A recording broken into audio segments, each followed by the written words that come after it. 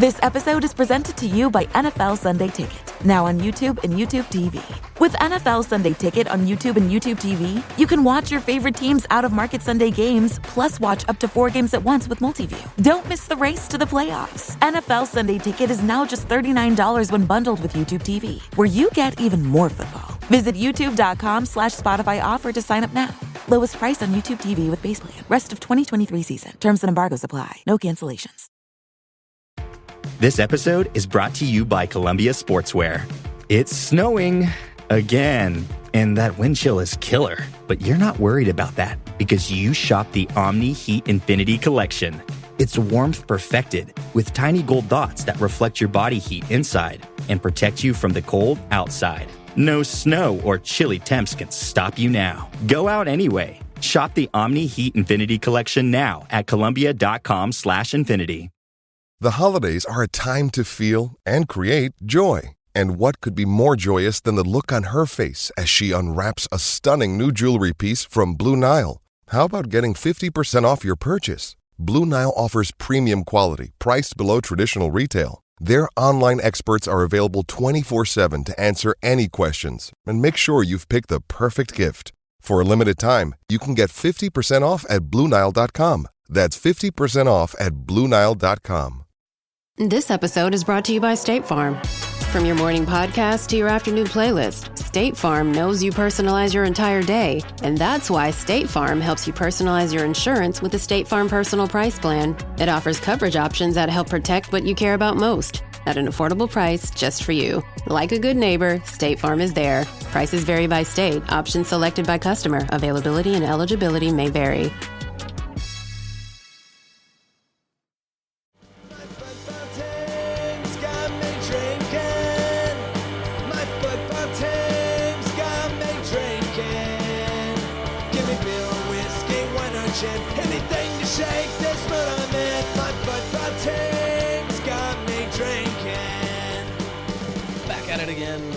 Episode of the Shades of Blue Soccer Show. We've got another Sporting KC disappointment. KC Current have continued an unbeaten run that we're not supposed to talk about, but it has reached 10 games. We've got the media game coming up. I left my windows down today, so I'm still kind of reeling about that. It rained, and I drove all the way here, and my butt's all wet. So I'm still kind of reeling about this, but I'm going to recover. We're going to do this podcast. We're recording at Thad's house.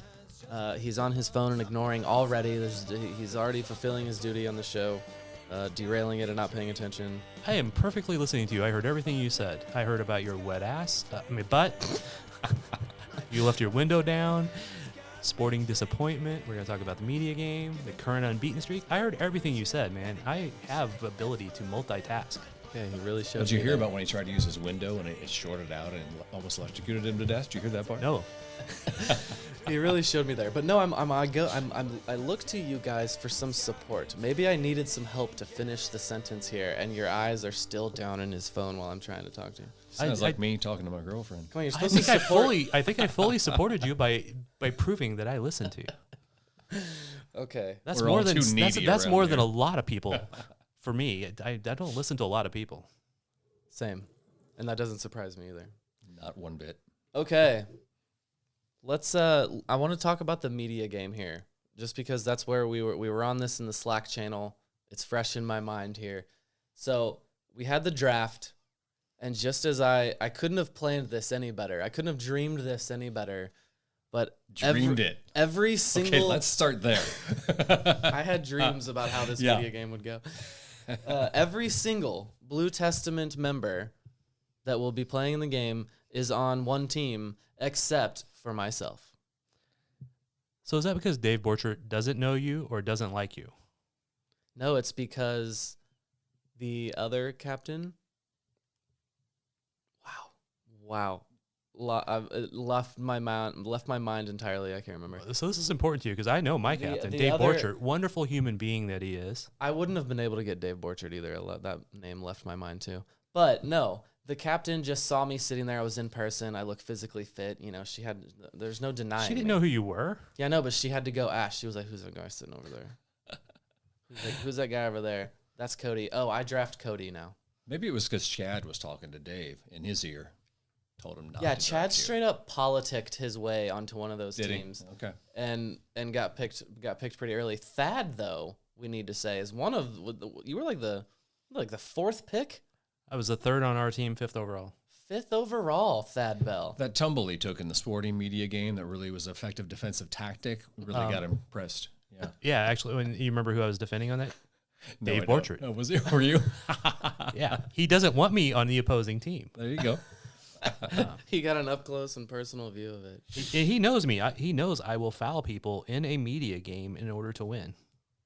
Sacrifice for the team. Okay. I believe It's it. good quality. Hopefully the other people, if it has to be me, though, that's fine. Thad thinks rules don't apply to him. In one other... No. Rules apply. I accept I will get cards. I accept I will have fouls called on me. That's part of the game. But you talked about one time before, you like shithousery from certain players or certain types of it. I will completely do that. I will roll the ball away from you. I will kick the ball away from you. I will pick the ball up. If I played the ball out of bounds, I will pick it up and throw it in. See, I've done this in media games before, and it just pisses those guys off. Yes, and you have yet to mention the most egregious one that I was trying to get to here about rules not applying to you was someone crossed me the ball. The ball was just beelining right for my head. I was wide open, no one within 10 yards of me. It was coming right for my head, an easy head right into the goal, right on the goal line.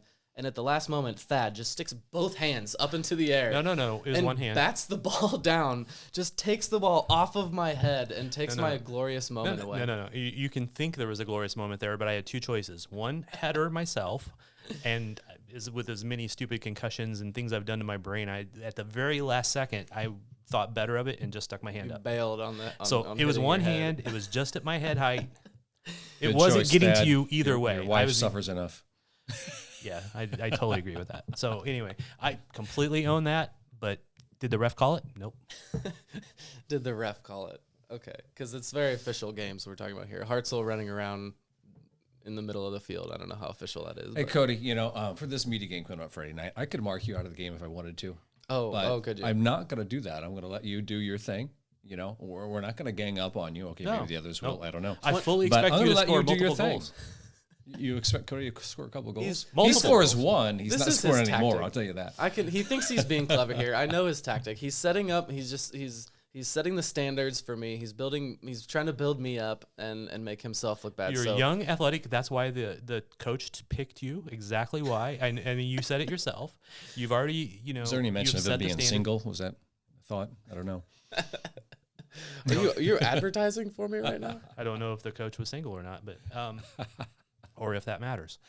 But I fully expect you. Quite honestly, if you don't score 5 goals, it's going to be a little bit of a disappointment. 5. Ooh, okay. 5 goals. Setting him up for success, I see. I can't run up and down the field that many times. You don't have to. You just stay The forward. coach of my team is Brenda Van Liegen. Van Liegen. I didn't add that other N in there. Van Liegen. Is that right? I don't know. I think I said that right. She's a basketball person. I don't know. This draft, she was very prepared. They had both done scouting reports and looked at everyone's Twitters, so they were both pretty prepared. And I think she drafted a good team. Looked at everyone's Actually, Twitters.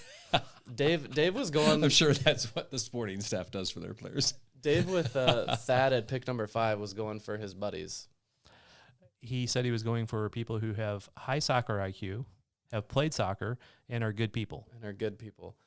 And then at some I'm point disappointed I was third.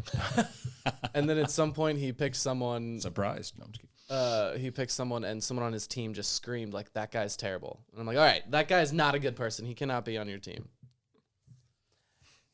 And then he picked Haley Lewis, who he said, I know she's really fit. She was running up and down all the field. But in the sporting media game, she was the one that went to the sideline looking for a sub that wasn't there.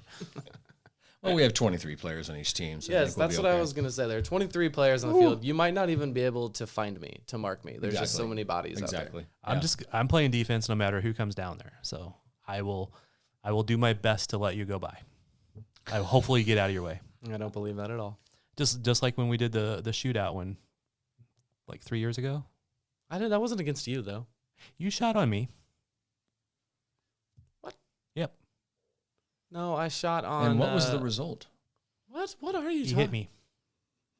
When they did the old style MLS shootout. No, I went on an older gentleman for Mexican radio. is who I shot against. I think that's who might have shot against you. You shot on me. No, like I Where's the footage? 150% did not shoot on We you. can go back and listen to the old pod. Why would I not remember this? Because you blocked it out because you didn't score on me because you shot it at me. All totally not my fault. I moved to the side of the goal so you'd have room. Well, Cody, let's hope that doesn't happen. You shoot it right at that tree goalkeeper Friday night, Okay. who will probably be Mike Kuhn. Mike's gonna fancy himself. He won't be just standing there. He'll be active. He'll come out with If he does gloves. play goalie, it's going to be a Jorge Campos goalie. Is he? Oh, okay. Keeper sweeper. Okay, so this game, the media game, is happening Friday night as Angel City FC come to town. Who they always pack the house pretty well. A bunch of famous players on the team. Sidney LaRue being one of them, one of my fan faves. Kristen Press. Christian Press is out there. That might be the only two I could mention off the top of my head. That's probably the two biggest names. Two big names.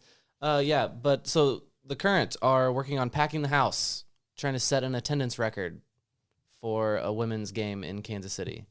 They're shooting for 10,000. We're looking at 10,000, I think, is what we're going for. And they seem like the record is going to be broken, but that they're inching closer to like 10,000 people.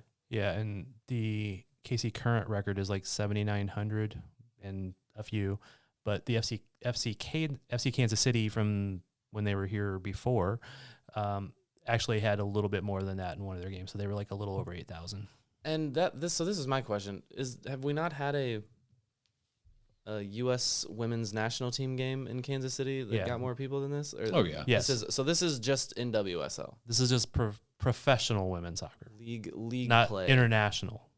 Okay.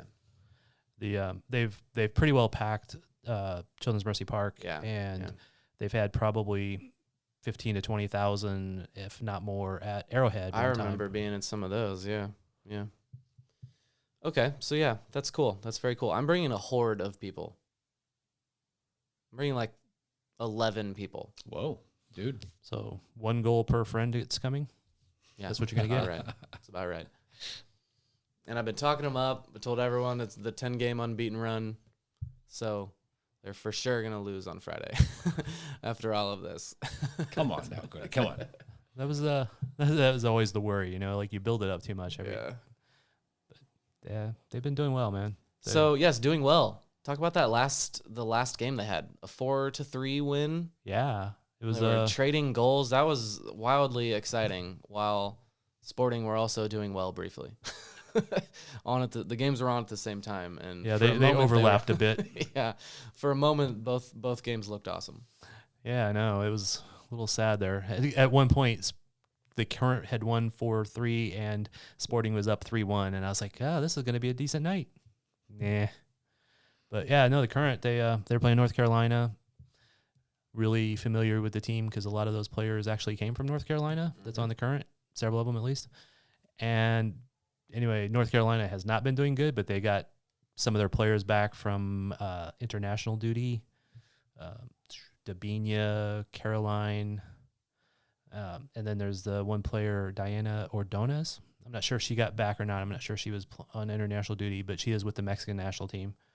So anyway, all 3 of them were exciting. All 3 of them contributed in their scoring, and it was North Carolina score. A couple minutes later, Kansas City would score. North Carolina would score. 5 minutes later, Kansas City would score. And it kept going like that until it was 3-3. And then somewhere late in the game, like the 79th minute, Claire Lavoisier. Nice pronunciation there. Well done. Was dribbling the ball, and everybody's like, pass the ball to Hammy, Kristen Hamilton. And that's her nickname, huh? I like that, Hammy. Yeah. She's my favorite player. She's one of mine. I like her. I like how she plays. I like the cut of her jib. I like her style. That's a good old-fashioned... He probably picked it up in a movie. No, that's my parents. I have older parents. You guys don't know this by my sayings? I'm one of the older ones, so I don't know. Good Lord Agnes is another one I got from my dad. I like that one. Sorry, continue. We should do a show just on old people's sayings. Yeah. And how they would apply to soccer. Yeah, and the regional aspect of them. Yeah.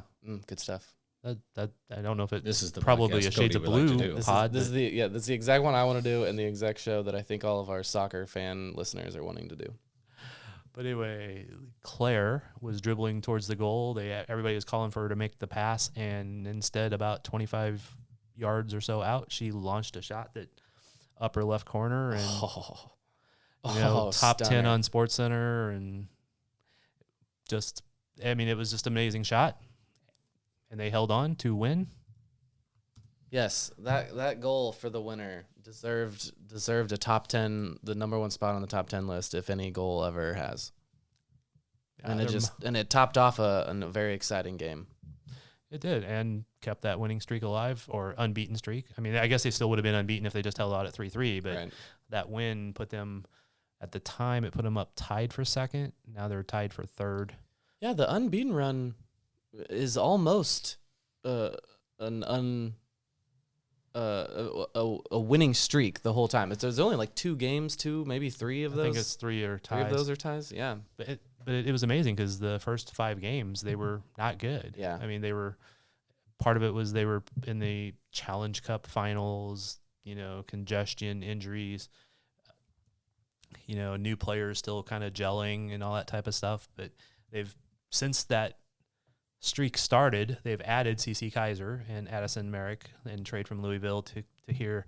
Both of them have contributed, probably none more so than CC Kaiser. She's got like 5 goals now, I think. It's the most in her career. And they haven't lost since she joined the team. That unbeaten streak started before her, but it has been kind of even more momentum with her. And she's not from Germany, is that correct? Oh, okay. I have to ask her if she speaks any German. Okay. Sporting Kansas City. Do we need to spend time on this game? It was a less happy. If we must. Let's do it. It was 3-1 at halftime, correct?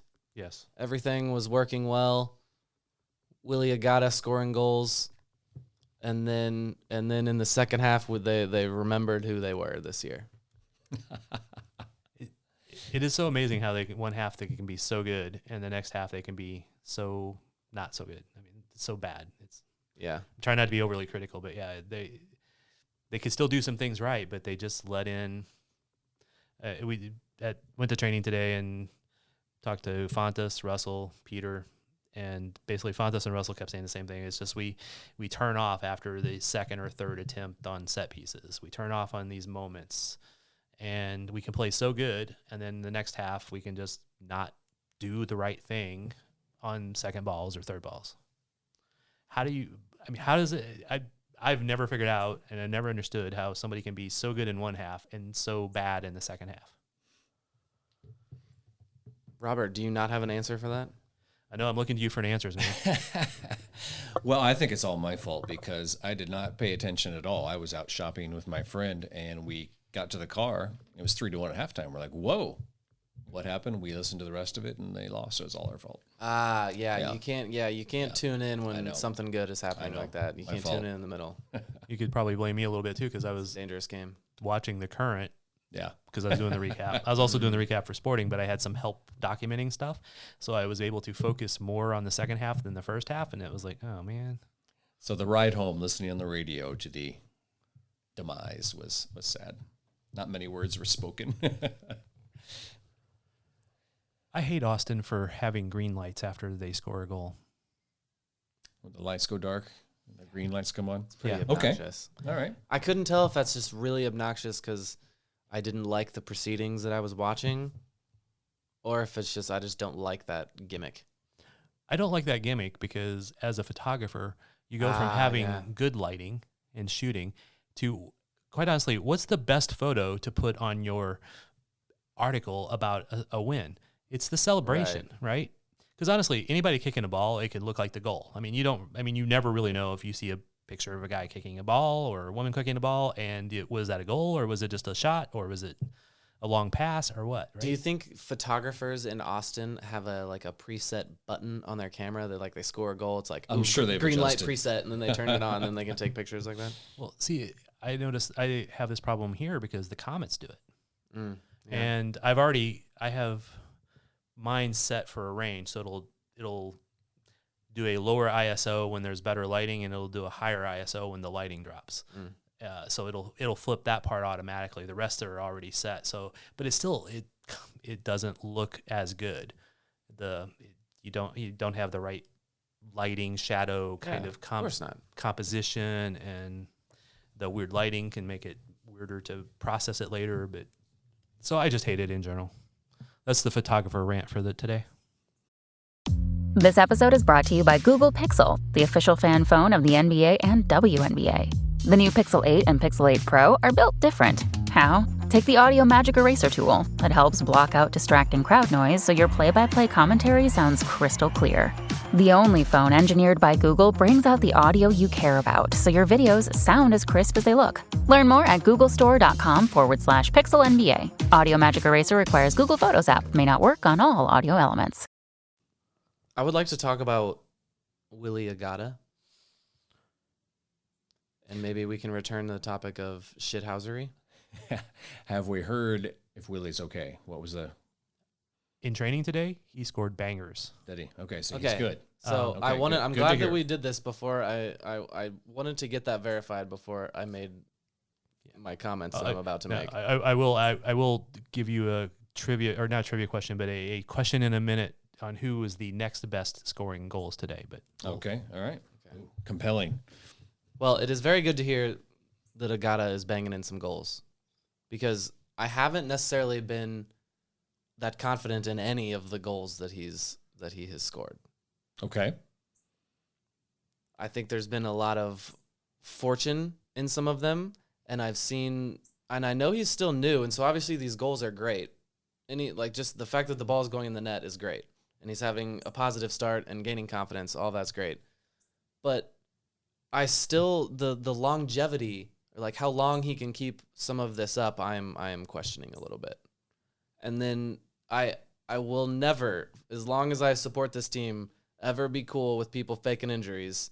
And he had some of the ugliest looks of that I have seen, like, in the history of this team. There was, at the moment, the camera was on him, and he's just looking at the referee, and then right before that cuts away, he goes, and starts like acting like he's hurt. And then when the camera cuts away, then it's like the play is continuing, and he just stood right up and was like, "Oh." Okay. it was one of the red ants of Texas that bit him. That's what happened. Is that what did that? Yeah. Okay. I think we'll ask him that in the next one. And yeah, the play that he went down on and was stretchered out, guys. He wasn't stretchered out. They brought a stretcher on the field, But Yeah, they didn't put him they on. didn't put him on. Okay. No, he walked Well, that's gingerly. But no, that was the one that he got undercut on he jumped up and he Right. got undercut and landed on his butt. Tailbone, yeah. So I'm in the minority here when I say that play was entirely embellished and it looked he came out looking absolutely horrible. I did not get that feel at all. On that one, I don't think so. On the other one, I think you might be right. Man, if that is in the highlights, I ask that you go back and watch this, because he did not get bumped, injured in any way. Which one are you talking about? The one where he was on the ground for 5 minutes. Oh. Now, everyone on the field knew that he was faking that, and that's why no one on the field kicked the ball out, and that's why the referee didn't stop the game. No, because they're not required to stop the game in any way, shape, or form. I know, but if someone goes down like that, oftentimes both teams do it. And the ball was not, they weren't attacking or anything. They were kicking the ball around in their own side of the field. And it's because everyone on the field knew. The referee let it go on because he knew that this guy was faking it. It was sorry. What I saw. The only time the referee is instructed to stop it is when it's a head injury. I know. Instructed to. That's when they have to stop it. But if a guy is laying down on the field, referees stop it sometimes. And if he's screaming and wailing the way he was doing it. But they don't always. I know. I'm just saying, I think most of the people on the field knew that he was full of shit. Well, and the one he got undercut on, I completely disagree with you. Yeah. Because the way he landed did not look good. And, yeah, I think that was serious. The other one, I don't quite remember that you're talking about. Then it's the way he flopped. Then the way he... Yeah. Then if he got hurt, then it's on the way he landed because he flopped and made a fool of himself. Because the guy very slowly backs underneath him, and he was like... there was something that happened like a couple minutes before that play where Willie tried to get something out of it, and the ref ignored it, or he was frustrated about something. And then that happened, and it was just one of those, he was just clearly trying to make something of nothing there. And I was like wholly embarrassed by it. The reaction maybe to his pain was a little over the top. But, I mean, And People how? handle And pain I differently, can't but- give him the benefit of the doubt after seeing him like fake injuries 2 other times earlier in the game. Except in this case, it's a very easy to be injured in that and how he landed. I mean, other ones I don't blame you. I mean, I don't like that stuff either. Admittedly, I'm not picturing him landing on the ground in my head because at the beginning of the highlights, seeing what happened, I rolled my eyes and maybe turned away from the screen because he was flopping so much. But he got undercut.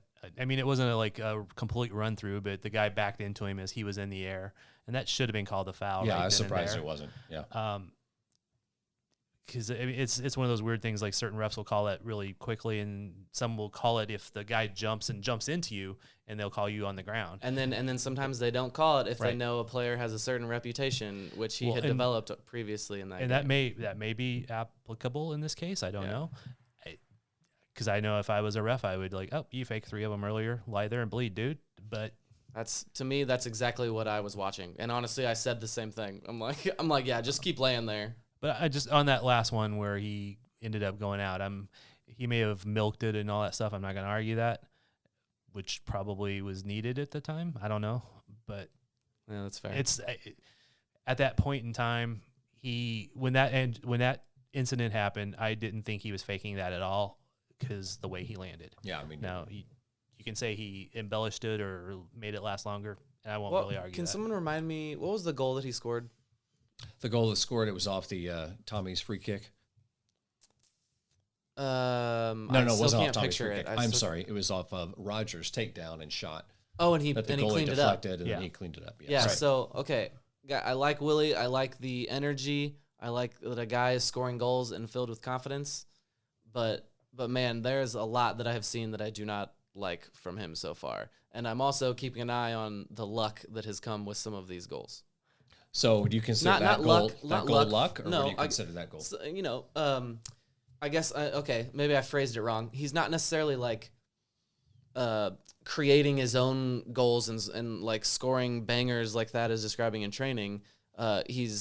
Yes, that's what I mean. It's good that he's in the right place at the right time. He's scoring goals. Like all of that is good, but I think maybe people are more excited about him than I am based on just seeing like, okay, he scored X amount of goals and he did a backflip and kissed Peter Vermees, and we're ignoring the flopping and the faking of injuries and the fortunate aspects of some of these goals. Well, you gave him credit where, credit is due. He gets in good spots. He holds the ball up well, plays the ball off well when he holds it up. Yeah. But, I mean, just getting that shot on frame was key. I mean, we're not going to mention any names, but how many other guys would have gotten that rebound on frame, first of all? And you've got to make the keeper make a save, right? So you got to give him credit for that. But, yeah, he's not scoring bangers, and I don't know if he's that kind of guy. The hold up play is another good thing. There were specific moments that, I think before we went so long without quality hold up play like that, that we would have just taken it for granted, or like just fans you might not even recognize while watching a game like this. But yeah, there was just and Nate and Jake did a good job of describing it a couple times where it was just so clear that Agada just gets to a ball first. He's able to hold it, and he won a free kick or won a throw in or something, and it just moves the ball up the field. So yeah, all of that is great. That is a wonderful aspect to have. And I think because of a lot of those aspects, he attracts defenders, Yeah. which is crucial for obviously Tommy now and, Shallowy, Russell doing their thing, but especially for Tommy. I think I would just be full bore. Let's go with Agada here. I'd like, as excited about him as anybody else.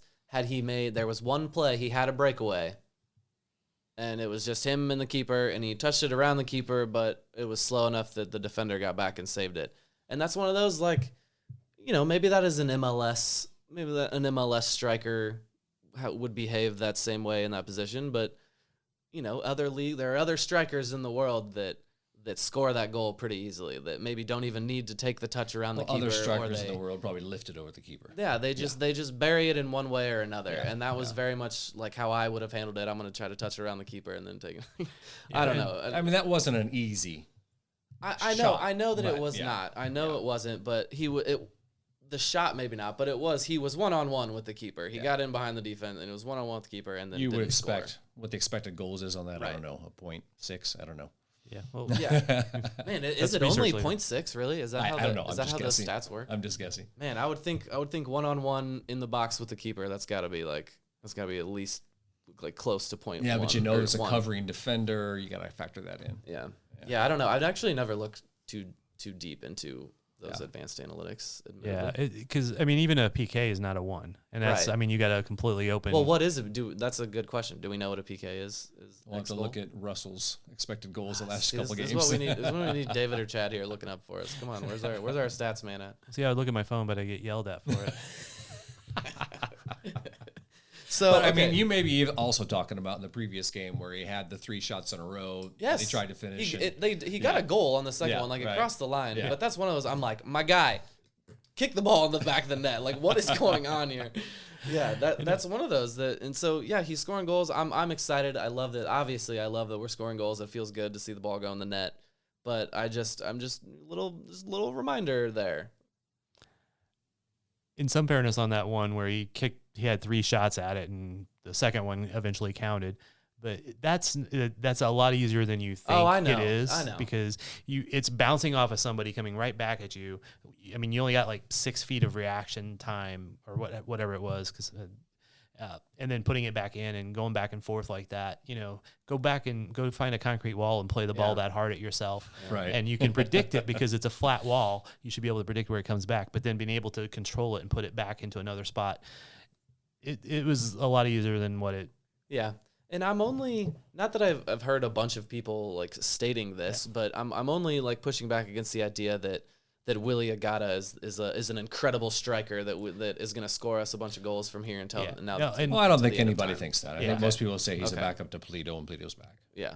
And I don't know. We'll see if Polito's back. But Right. I mean, recovering from the 2, both of them coming back, we got to see if they come back. That's always a question.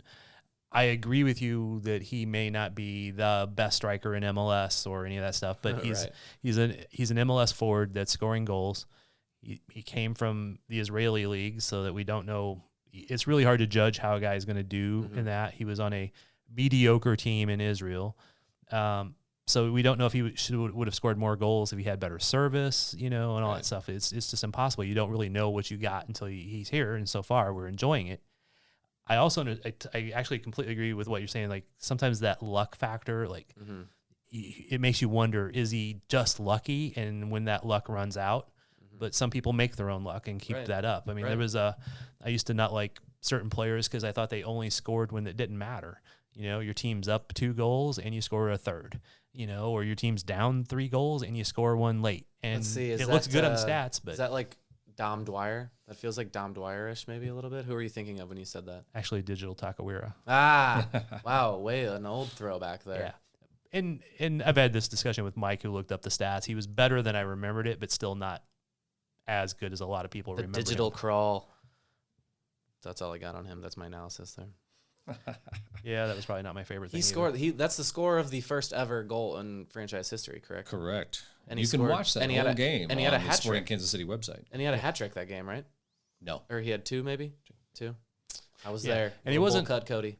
He wasn't a bad player or anything like that. That's not what I'm saying. I just felt like his stats were padded a little bit with goals that ended up being meaningless. But My soccer league that year had to outlaw the crawl for a celebration Did they because really? everyone was doing it. That's funny. shame on you. All right, so a lot of people are picking on our center backs. And do I think we need better center backs? Yes, I do. I think we need a pair that works better together, that anticipates in the midfield, can go in and anticipate plays and eliminate them in the midfield, help with that aspect. I thought that was called the 6. I think we need more, that too, but I mean coordinating with them. We need more overly athletic center backs that can cover mistakes, I etc. thought Izzy was athletic. Well, he is, but the other one's not. But, a lot of people, I think, are way harsh on our center backs as far as, especially these 4 goals that happen in Austin.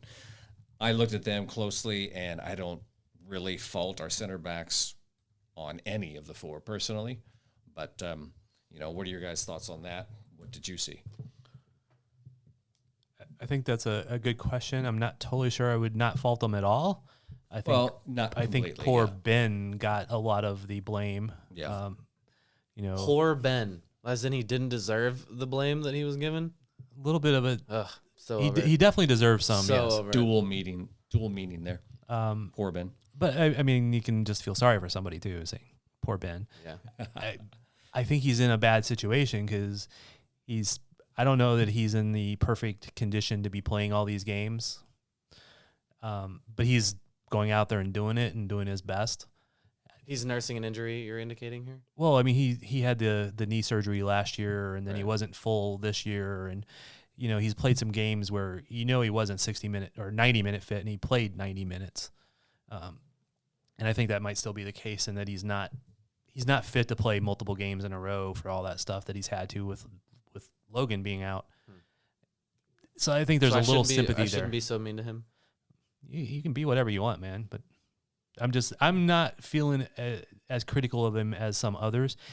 Did he make mistakes in this game and cause or be at least a big contributing cause to these goals? Yes, no doubt. Very frustrating. What about John Pulskamp? What are your thoughts on Mr. Pulskamp? I thought I have kind of shared this before. I'm definitely not as high on him as everyone else seems to be. I don't get it. He's a young keeper that's making some mistakes. Yeah. And I don't think in this last game, though, there was any really tremendous mistakes, but unless there was something in the first half that I missed. The second goal. There was at least one of them that I was like, come on, man. Second goal, Izzy is the one who does the initial clearance, but Pulskamp is right there, and he flails at the ball as Izzy heads it. Why doesn't he call Izzy off and say, "This is my ball"? And the ball's in Pulskamp's hands and no danger. Yeah. Having watched him in SKC2 games, in SKC games, sitting behind, like close enough to hear him talk, and in training, I would be surprised he didn't call him off. Really? Yeah. So maybe Izzy didn't hear it. Maybe John didn't call him off. It's noisy in that stadium. There's all those possible factors there, but I would be surprised that he didn't talk. Maybe he said the wrong thing. Maybe he didn't say it well enough. Maybe he didn't do it fast enough. The flailing was my issue. I think he has a problem coming out, like choosing when to come out, and when he does choose to come out, that's not his strength. Which he goes for it. That's not his strong suit. It worries me.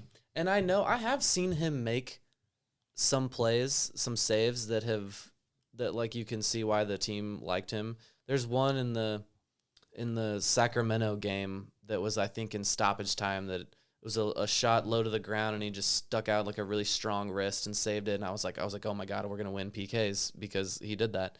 But yeah, I mean, beyond that, it just seems like there are too many simple mistakes, and it seems like when a team is facing Sporting, that they know that's a hole there. Yeah. That they had this young keeper that they just need to test him, that the second that they're playing with the ball back there, press extra hard, take shots from distance, take shots at the near post, like just test this young keeper. Is like, it seems clear to me that that's the other team has that in their head. I think they do know that, but I also think they know that the defense is susceptible to making those mistakes also. So there's multiple avenues of causality. Oh, well, as problems, you guys issues. asked early on in this discussion, what was the difference between the first and second half? And I'll bet you $100 Josh Wolf halftime emphasized that whole idea. Set pieces, get the ball in the box, make them make decisions, and things like that. So I'm sure that was a point of emphasis. Yeah, Josh probably is smart enough to do that. I'm sure it was an emphasis building up to the game too, but yeah, for sure. Okay. So, who was second person banging bangers at practice? You want to guess? Want to try? Somebody who's currently active on the roster, I assume. Yep. No surprise here. Kyrie Shelton. Nope, but he was in practice today. That was a great guess, though. When you said that, I was like, oh, I hope that's it. Wait, hold on. I can guess this here. Someone that we wouldn't quite expect. How about Felipe Hernandez? No. Roger Espinosa? Nope. Dang, we're going to go all day. It wasn't obvious like Tommy, right? No. Okay. too easy. I don't know. Go ahead. Robbie. Volater. Really? Wow. The first one I noticed, and I got there a little bit late because other issues, but so I only got to see about 20 minutes maybe. But right after I got there, he makes a run down one side, and because it was a small-sided game, but there's still enough space to make runs. But he he made a little run and just banged it like right in the upper 90. A little bit later, he makes another run, boom, bangs it in low to the post. It was just like, dang, where's this guy at? Do we need another? I mean, make him center forward if nothing else. Or number 6. Yeah. Maybe that's what he's shooting for. Literally. Man, I don't know, but I think he just has other issues with maybe the physicality, the speed, or whatever in the game here. But I think he'll grow into it. Hopefully. I wish him luck. He's a really nice guy. And back to Agada, one of the goals that I saw him make, it's a small-sided game, but they're still calling offsides. Mm-hmm. And somehow he receives a ball like 5 yards past the defense in a small-sided game, going in on goal, and just it was like beautiful run. Whoever played in the ball, I didn't see who that was, but it was perfect pass that he made a run onto, and was so far behind that you should have thought he was offside, but they had people calling offside, and he'd scored that. And then another one was he rounded, like came in from an angle, like so say 45-degree angle towards goal, and just banged it in off the near post. Like he shot it just so close to the near post that it hit the near post and then just angled behind the keeper. It was more that luck. Every goal always looks better when it kisses off a post or a crossbar. So it was just really pretty. Hey, you mentioned something that I'll get on my soapbox real quick here. Won't be long, Cody. Don't worry. Oh, that third goal, when the ball was volleyed back in and we were trying to pull the trap, and Sweat was, kept him on. I mean, you live or die by the trap. I mean, as when I coached, when the ball was cleared out and you were running out and was about to get close to that player, I always coached, you start backing up. Yeah. But Sporting lives or dies by the trap, and that's what happened there. It just wasn't, they worked together as a line. If they'd been together as a line, it would have worked. Right. So blame Sweat. But you're going to live or die by that. You have to depend on all 4 guys or 6, how many ever it is, to do their job. Are you saying that Sporting Kansas City should have used your tactics of a That's what I've always coached. I mean, you coach how you want to coach. Team. But, yeah. So. Well, no, but I mean, that stuff is simple. It's applicable to a U10 team as it is to a Premier League team. Basics. And that's the one that was kind of put in that they just volleyed it, right? That was Voltaire cleared it back to the top, and then it was played back in on a volley. Yeah, and then the guy volleyed it in. Yeah. Mm-hmm. So it wasn't even headed in. It was volleyed in from like waist height by the Austin player. And that's what Peter was going off on, was you either needed to step up and have him offside, or you needed to mark the guy, right? Or drop back a little bit, right, and you can head that ball away. It wasn't like it was over the top to a guy that's 8 feet tall and you couldn't do anything about it. Yeah, it was the fault of Sweat for not stepping up, but that was also the fault of the center backs for not coming back with that guy. They need to be observed. They need to But is that the way they're coached? I don't know. Well, but I don't want to say they're coached one way. Right. They're coached that the line does this together or does this together. Right. They go forward or they stay back, and they didn't. So whose fault is that? Right. Now, in that case, I think it may have been Sweat was too tired. I mean, Peter wasn't exactly sprinting out of there. Peter called it lazy. I don't know. Again, that was my defense of him earlier, is that I think he's played a lot of games and he may not have the, that it's harder to make that jog out when you're just beat. Early in the game you do it, but later in the game you're not. That'll be us 6 minutes into the media. I love this idea about Ben Sweat. This new perspective you've given me about Ben Sweat here, that he's come in just to help this team in any way he can. He's hurt. He's signed with this team new this year. He thought he was going to get to play, and then a young up-and-comer takes the starting job from him. He's hurt. He's grinding through minutes just to help this team, and he's now with Peter Vermees, who just runs his ass up and down the field, the hardest job he's ever had. And one play he doesn't run out of the back far enough, and we're sitting here on this podcast like, this dude is lazy. He's just lazy. Look, I've played enough games where I know, like, I'd be playing that outside back spot, and I'm like, oh man, I got to go forward. And it's like, it's tough, sometimes when it gets bad and the heat and all that stuff. And I'm not defending that he shouldn't have done it. I'm just being at least a little compassionate about how hard that is sometimes, especially for a guy who he's in his 30s and missed playing a lot of time and all that stuff. I mean, I don't think he came here to start. I think the goal was for Logan to start, but Sweat having that past and the knowledge of MLS and all that stuff, he was going to get starts because he needed to. If they could have rotated Logan in or somebody else in there, maybe he's fresher in that game and that one goal doesn't happen.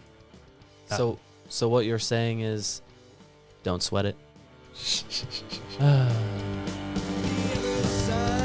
Don't seem so tough, and 3 own goals ain't all that rough. Our skipper has just been sent off. Some punter strong and ball gone soft. My football team's got me drinking. My football team's got me drinking. My football team's got me drinking. Give me beer or whiskey, wine or gin, anything to shake this mood